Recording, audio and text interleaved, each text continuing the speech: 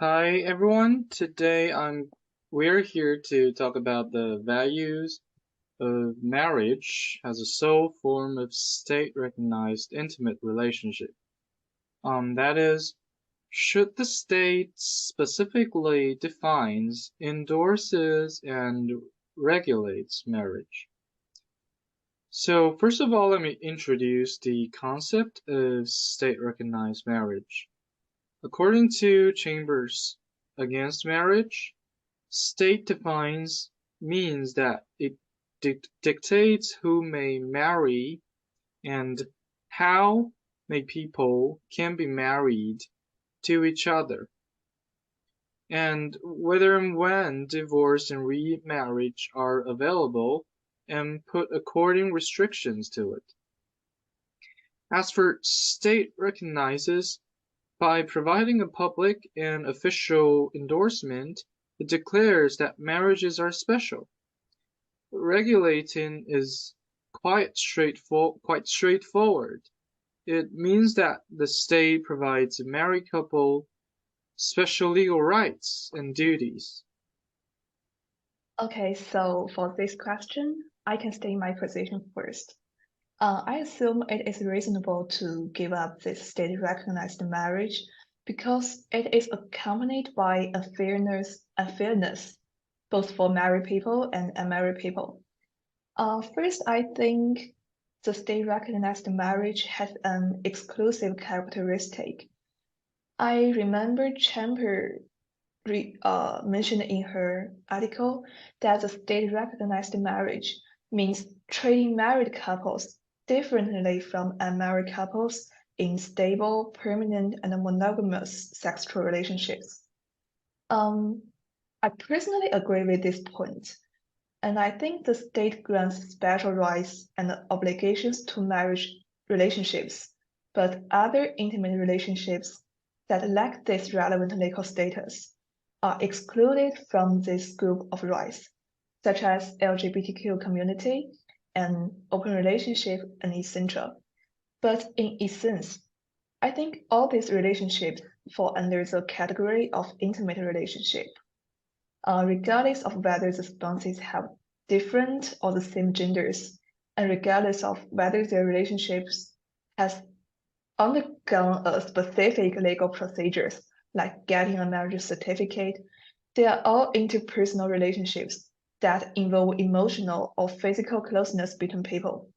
So there is no fundamental distinction between marriage and other types of relationships, and all of them should be protected equally. Yeah, so this first point is based on the fairness existing between a marital relationship and other intimate relationships. And my second point is regarding those who are already in a marital relationship, and I believe there is still a possibility of unfairness. In this point, I can list a real-life example. When states recognize marriage as a sole form, there are usually like some regulations designed specifically for marital relationships. And these regulations may also have the issue of unfairness. We know that many countries have regulations for the end of marital relationships, such as the cooling off period before divorce. And any other forms of intimate relationships does not need to experience this formal procedure, but people in many countries need to go through a cooling off period before an official divorce. And this regulation is proposed by the state, like within 30 days from the date of applying for the divorce registration. If one spouse is unwilling to proceed with the divorce, the application can be ended. We can consider an extreme situation here, that is the domestic violence. If one party suddenly changes their mind during the divorce process, it could cause greater harm to the victim, and this is also regarded as unfair to the victim. Yes, That's I my point. totally agree with Leah that marriage creates a system where everyone in an intimate relationship or not receives pressure whatsoever. And that is mainly because marriage was a system created historically as an exchange of wealth, power, and so on. So it was an alliance before two families, both of which benefited from this alliance. It is similar cases in Europe and China.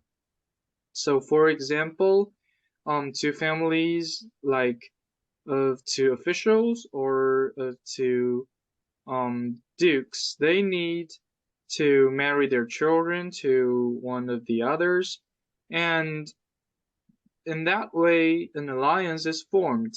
And these two families, they are either a political alliance or a military alliance, that they can support each other in times of need. And as the society developed, families no longer needed these alliances. As a result, marriage no longer carried this function, but instead it developed into a symbol of love between couples. It has become a milestone for couples in an intimate relationship. It has even become a social norm. And that somehow already generates pressure for those who are in an intimate relationship, because after a few years of intimate relationship, people start to think about getting married. And that being a social norm is putting pressure on those who are in an intimate relationship. And also, nowadays, especially in China, you need to get prepared in order to get married. You need to have a house, you need to have a car, you need to have a fair amount of money, etc., to successfully get married. And it has also been a social norm and kind of a custom in China, in most cases, where people get required to get married when they are of a certain age. They will be asked to date people that they do not even know in order to get married when they turn like 28, 30, 35. That age has been putting off in past decades, but this is still the case. So, and that is another type of social norm that we're experiencing. So that creates pressure for those single people as well, because they need to get prepared for these stuff, and they need to get prepared in mind and in practical for these stuff even before starting an intimate relationship. Also, I've heard that in Europe, especially or out of Europe, especially those countries that with a low birth rate, there are taxes on single people that are way higher than those who got married and even had children. And that policy also puts pressure on single people. And although marriage laws often do not demand people getting married while social norms do the job, but often countries would make policies to promote or inhibit birth rate, which this inhibition has occurred in Chinese history for nearly 30 years or so. And this could also put pressure on the married couples. So marriage as a system, it puts pressure on nearly every single person, whether they're in an intimate relationship. First, Leah, I think you make two very great points, and it makes me think a lot. And Robert, I also agree with your point that marriage brings lots of pressure to both married and unmarried couple. But overall, I disagree with the opinion that it is irrational to set marriage as the only state-recognized intimate relationship. There are several objections, I think, to consider. First of all, as Robert said, marriage holds a unique status in many cultures and histories. And as Leah said, the government providing exclusive legal restrictions or support to those married couple.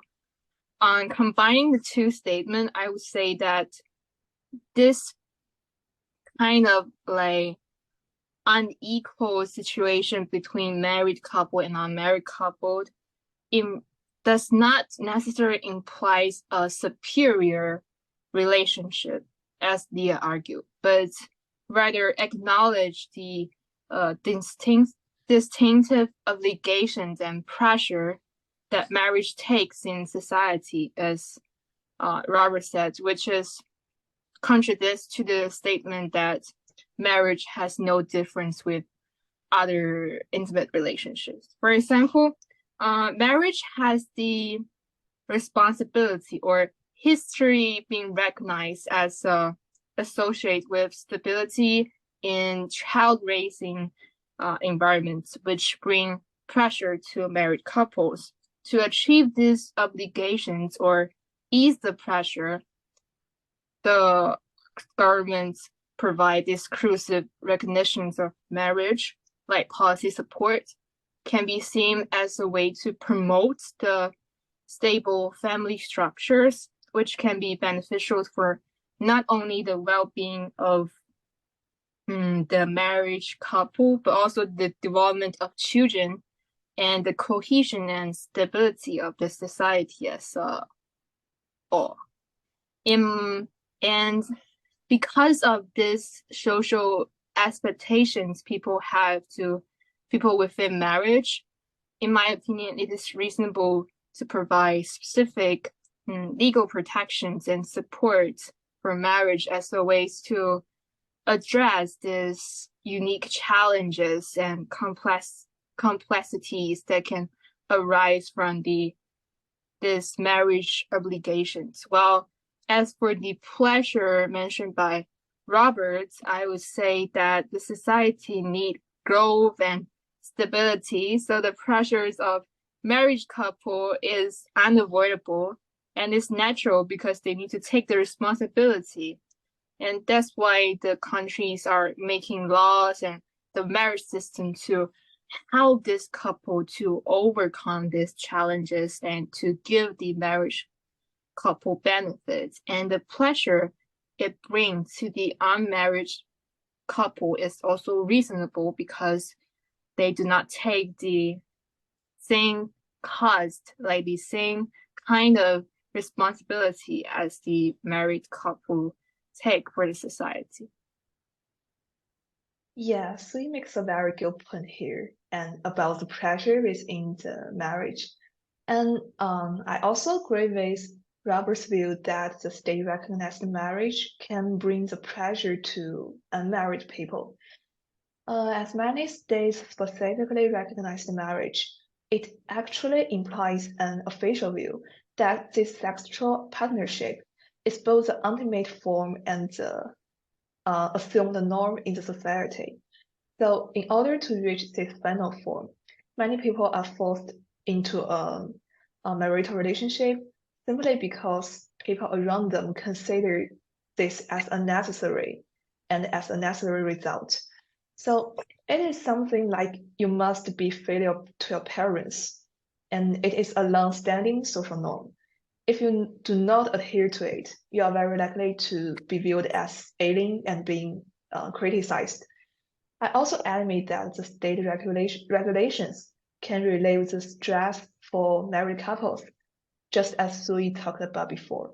But I think this pressure to get married we are discussing cannot be reduced through state regulations, and instead it does arise because of the state recognition.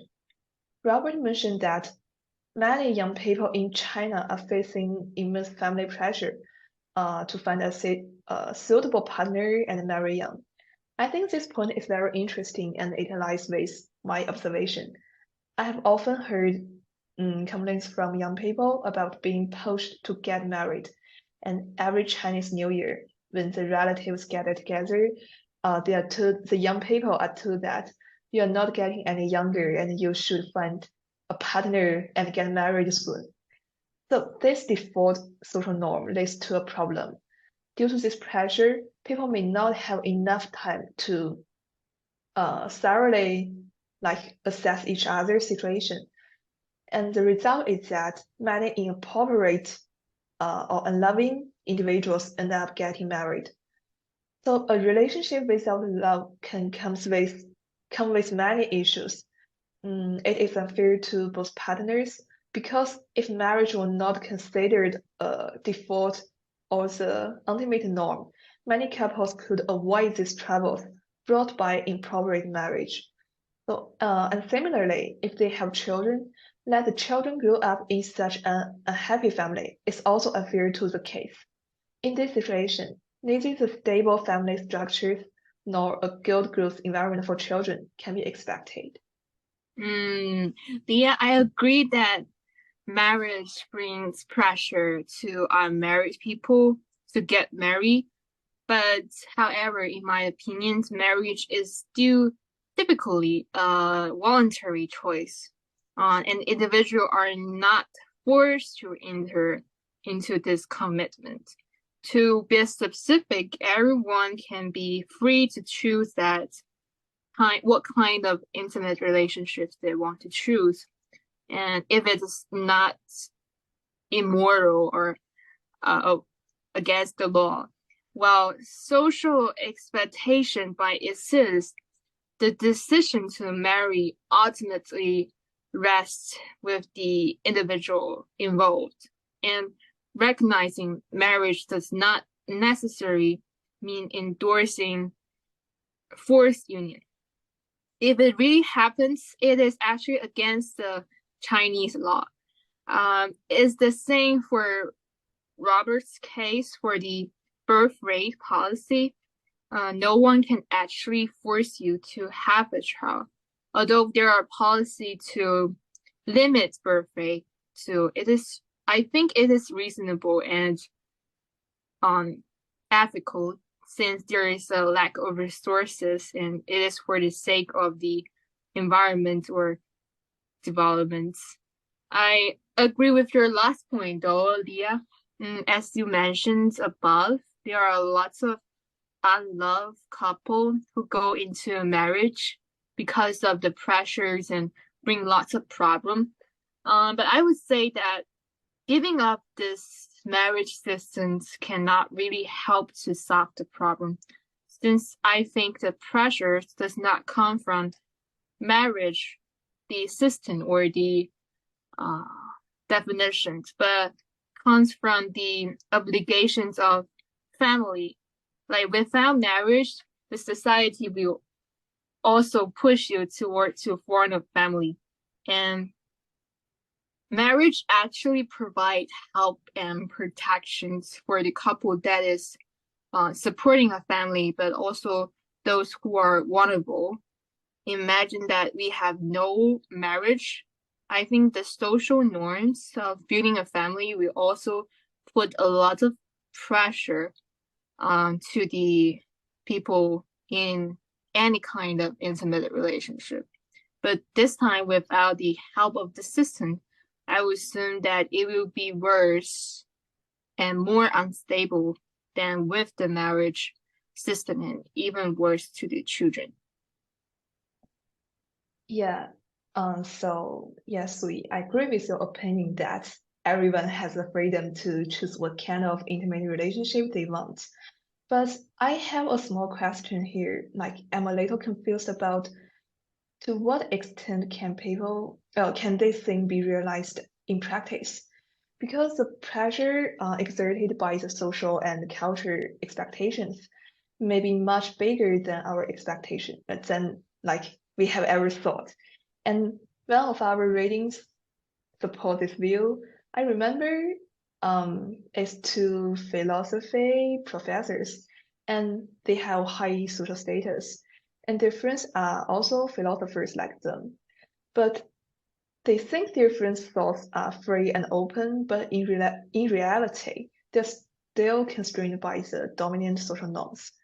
So upon hearing the news of the two getting married, their friends automatically assume that they're entering into a monogamous relationship, and in this default norm, other relationships outside of their marriage will be considered as like the betrayal and might be criticized.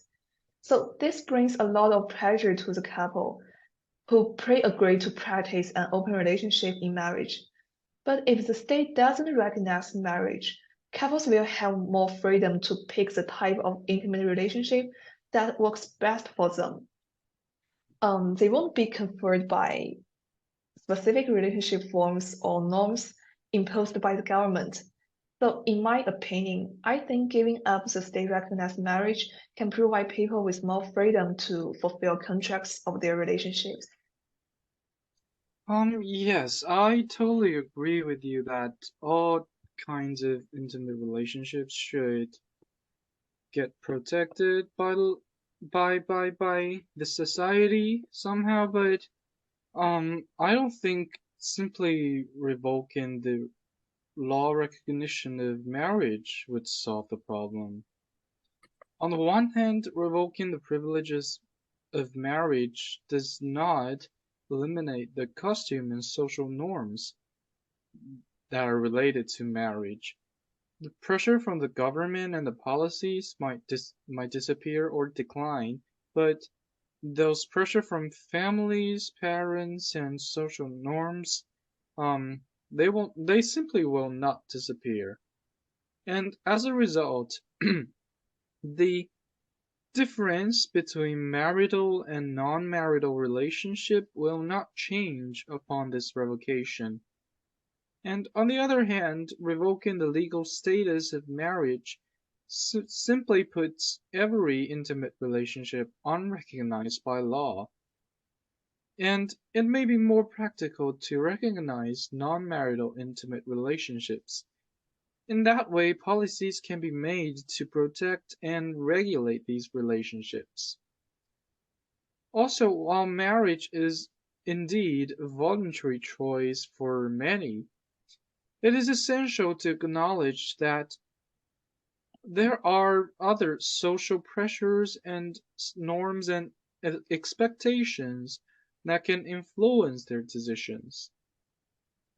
And revoking the legal rights of marriage does not really resolve that pressure that those non-marital couples have, but in turn it adds pressure to marital couples, which is also unfair for them. In addition, granting every intimate relationship with legal rights would promote people's autonomy in choosing their form of intimate relationships. That is better than simply revoking the legal rights for marriage. And Suiyi has made a good point here that people already have choices to choose to enter marriage or not, and they may have to pay their prices anyway. But revoking the rights of marriage simply make the things worse. Yeah, I totally agree with you. And another point I want to add that I recognize that I missed some points from Leah's, and I think it is right that there are other kinds of pleasure, but by the unique status of marriage, but not because of the obligations of family, like the discrimination towards other intimate relationship, like LGBTQ or non-monogamy.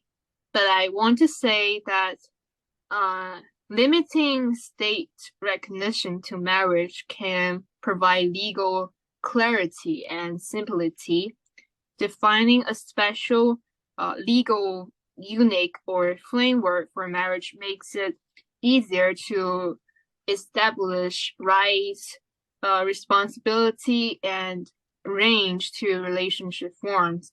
And revoking the marriage system, as Robert said, can destroy others.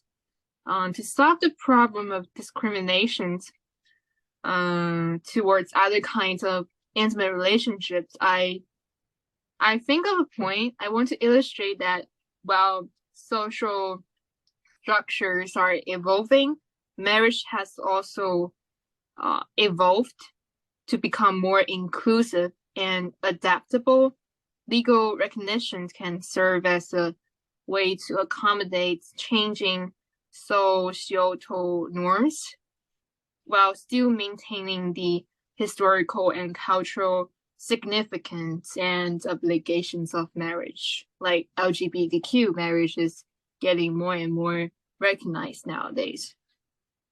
What do you think, guys? I would say it's definitely necessary to keep reviving the current legal system regarding marriage and intimate relationships because yes, marriage and intimate relationship have evolved from being polygamy like back in hundreds of years in China's history and to monogamy since 1949, and nowadays people start to adopt open relationships and whatsoever, and there are even LGBTQ marriage that are definitely necessary to consider. So instead of simply ignoring the needs of those who already have rights, like marriage, it is better to simply grant the newcoming relationships with their rights and assigning them their obligations to that, and that is a better way of regulating all those relationships, and that definitely prevents some potential problems and issues from happening. Yeah, and I think I agree with Sui's point that marriage is evolving continuously because I know there are already some states or constitutions they have involve the LGBTQ community or other groups in the law and protect them. And I think this is a good trend, and maybe like improving these existing laws to make the marital relationships more inclusive is, yeah, it's a good solution. Yeah, I think it's about time to wrap it up. So to summarize, today we talk about should the state specifically defines, endorses, and regulates marriage? I started to argue against Leah and Robert's point that the state should not define and endorse marriage because of the unfairness and the pressure it brings to all people. However, in my opinion, the unfair pleasures of marriage is bought by the obligation, which is a marriage couple should take, and it is necessary and natural to have this kind of obligations for the stability of the society. Then Leah further explains that the pleasure can bring people who are still not prepared to marry or do not want to form a family to be forced to go into marriage. I challenge back by mentioning that marriage is totally a voluntary move and is in China against the law to actually do so. Leah further say that the voluntary move can also be influenced by the society and lots of cultural norms. And Roberts also adds on that, but point out that giving up the system cannot help to solve the problem of discriminations. And I admit that Leah's point of discrimination toward other kinds of intimate relationship is a serious problem, but the marriage system provide legal clarity and simplicity. And in the end, I bring up the possible solution that to continually change the system now, but keep it.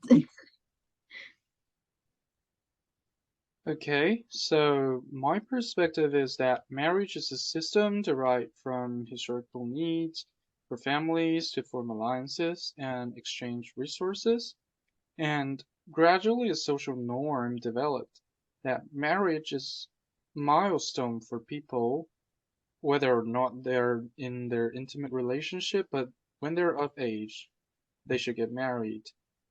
And that puts pressure on them. And also laws would reinforce extra taxes on single people or grant more welfare to married people, whether they have children or not, which also put pressure on single people. And the marriage laws often do not demand people getting married, but often there are policies to promote or inhibit birth rate, which also puts pressure on the married couples. And as a result, I don't think revoking legal rights for marriage is useful. I would prefer granting all types of intimate relationship, giving everyone their autonomy, and that wouldn't add new problems for the society, and that would make it unfair for the married couples. So in this discussion, I have considered some advantages of the state-recognized marriage, including the unfairness and the restricted freedom for choosing an appropriate type of intimate relationship. But I think I need to make a small clarification here. Actually, my meaning of giving up state-recognized marriage is to provide equal rights and obligations for all intimate relationships, including marriage, but not leave all these relationships unprotected. So I think this view is similar to Robert's suggestion in the end. But after listening to Suiyi and Robert's view, I admit that abolishing state-recognized marriage may be too difficult and ridiculous, or at least too ideal in the near future. Roberts inspired me to think more about the impact of long-standing marriage norms. And yeah, abolishing the privilege of marriage does not eliminate the custom and the social norms related to it. And also, what we talk about the involving marriage and like the pressure existing in the married couples inspire me a lot. I think that's all for our presentation, and thank you both very much for the inspiring talk. Thank you. Thank Thank you. you. Bye. Bye.